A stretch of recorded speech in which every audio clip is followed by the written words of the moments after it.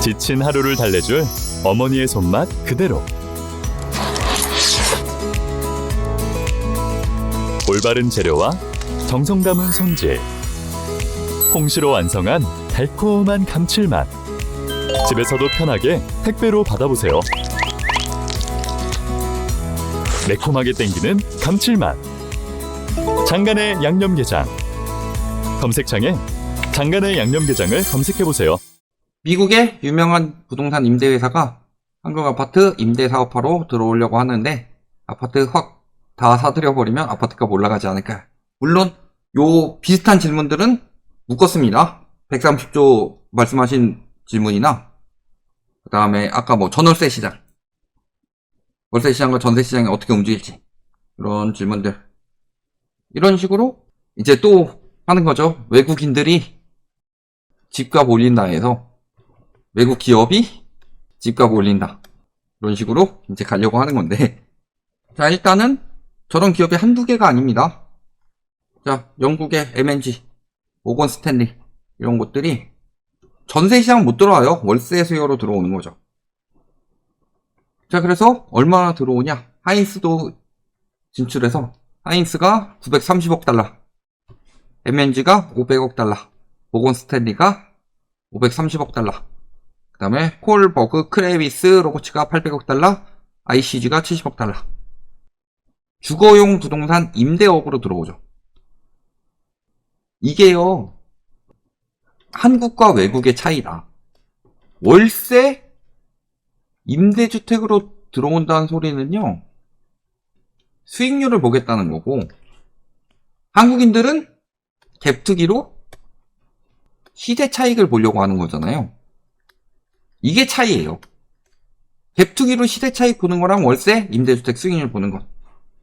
얘는 집값이 올라야만 수익이 가능한 거예요. 즉, 집값이 떨어지게 되면은 버티기 쉽지 않다. 리스크 대비가 없다시피 합니다. 그래서 우리나라 갭투기의 문제점이 그거예요. 리스크 대비가 안 된다.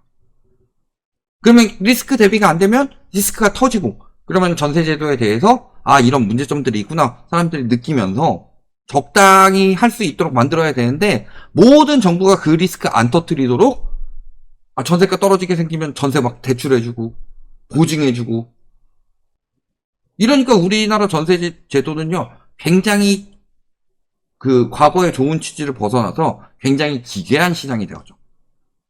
전세 왜 들어가요? 월세 내는 거 모아가지고 집 살려고, 월세 주거비를 아끼기 위해서 전세를 들어가는 거죠. 근데 요즘에는요, 월세는 집주인한테 월세 내는 거고 전세는 은행한테 월세 내는 거예요. 전세 제도의 의미가 뭐가 있어요?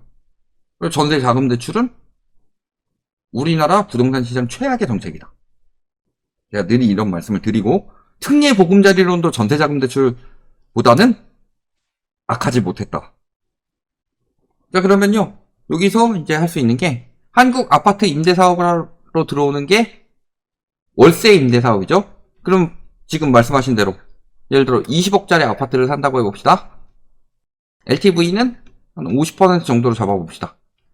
그러면요 10억 자본이 필요하죠.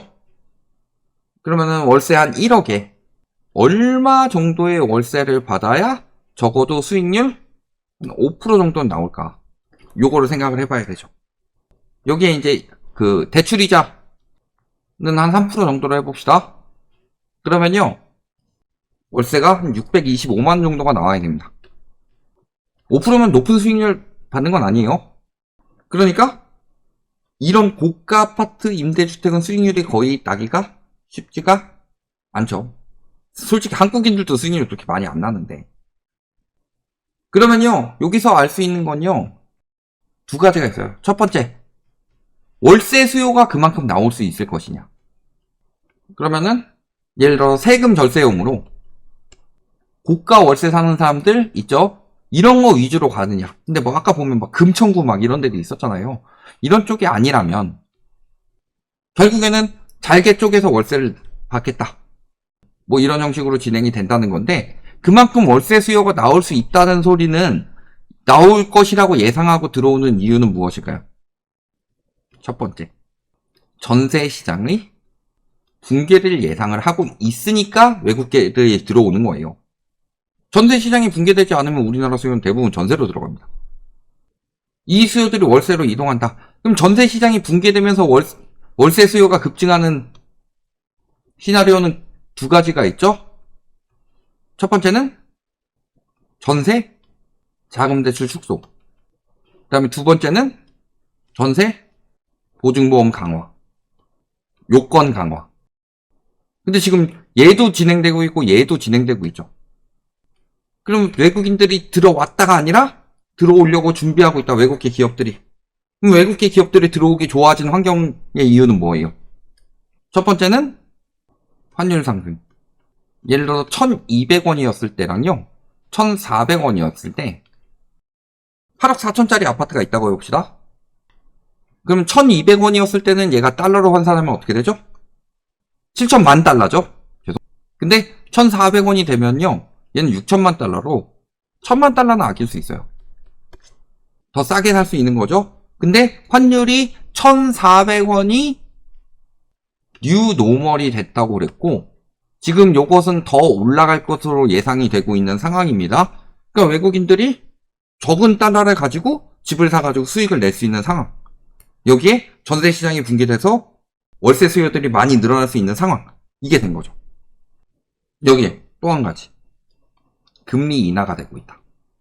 자, 예를 들어서 아까 제가 10억 3% 대출 받았을 때 월세 625만원은 나와야지 5% 수익률이 나온다고 그랬죠. 얘가 2%가 되면요. 월세가 542만원만 받아도 수익률이 5%가 넘습니다. 한 80만원 정도 월세를 줄이더라도 수익률은 오히려 높아지는 거죠. 그래서 금리 인상기에 수익형 부동산이 위험한 이유가 그거고 이런 식으로 지금 들어와가지고 한국인들 월세를 받아내겠다. 이런 상황인 건데 솔직히 저게 그렇게 외국인들한테 매력적일까에 대해서는 저도 의문이 듭니다. 엄밀하게 따지면 한국은 전세 제도 때문에 오히려 월세가 혜택을 본 게 있어요. 덤베어가 신뢰도도 떨어진다고 이야기 많이 뜨는데요. 신뢰도라기보단 비교하기가 좋아서 그런 거죠. 여기 보시면 대부분 임대료 수익률이 좋은 곳들은 미국 쪽에 몰려있죠. 반대로 임대료 수익률은 서울은 최하위 수준이죠. 근데 반대로 소득 대비 가격 비율은 서울이 상당히 높은 수준에 머물고 있습니다. 가격은 비싼데 수익률이 그렇게 나오진 않는다는 거예요. 물론 저게 이제 100% 정확한 건 아니죠. 오차가 상당히 있을 수는 있겠지만 비교를 하는 거고 여기서 이제 해외 자본이 노리는 건요. 1, 2인 가구 증가세. 그러니까 저 1, 2인 가구에 맞는 임대 수익이 높은 것들을 잡으려고 하는 것이라고 봅니다. 즉 소형주택이죠. 소형주택, 오피스텔 같은 이런 상품들을 많이 내놓지 않을까 싶고요. 여기서 우리가 알 수 있는 점은 뭐겠어요? 외국인들이 사니까 가격 올린다. 이게 아니라 외국 기업들이 임대시장에서 대량 임대주택을 공급하면은 임대 가격은 공급이 많이 나오기 때문에 떨어지는 거 아니에요? 그러니까 이럴 땐 고급 얘기는 싹 뺀다니까. 우리나라 시장 같은 경우는 월세 공급이 적고 근데 월세 수요가 많이 늘어난 상황입니다. 왜? 전세 사기가 계속 터지고 있잖아요.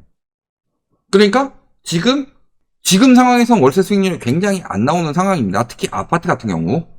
그렇다는 것은 진출해가지고 미리 확보를 해서 임대주택을 공급을 해놓고 지금도 계속 늘어나고 있는 1, 2인 가구. 이런 사람들이 찾는 집이 따로 있죠. 그런 것들을 맞춰가지고 대량의 공급을 내서 그 수요들을 잡아서 수익률을 내겠다. 물론 그거는 수익률이 나오기 위해서는 월세가 올라가든가 가격이 내려가든가 둘 중에 하나가 돼야 되는데 지금 상황에서는 사실 좋진 않죠. 그런 상황으로 진행이 될 거고 그렇다는 것은 지금 특히 1, 2인 가구용 소형 주택들이 나중에 많이 죽을 수밖에 없다는 소리예요. 둔촌주공 3구, 4구 산 사람들 망한 거예요. 그럼 외국계 기업들 들어오면 오피스텔 그 다음에 이번에 마곡로에스트 같이 생숙인데 오피스텔로 바꾸는 이런 것들이 지금 다 굉장히 위험해지는 거고 다가구 원룸 이런 것들도 위험해지는 거예요. 왜?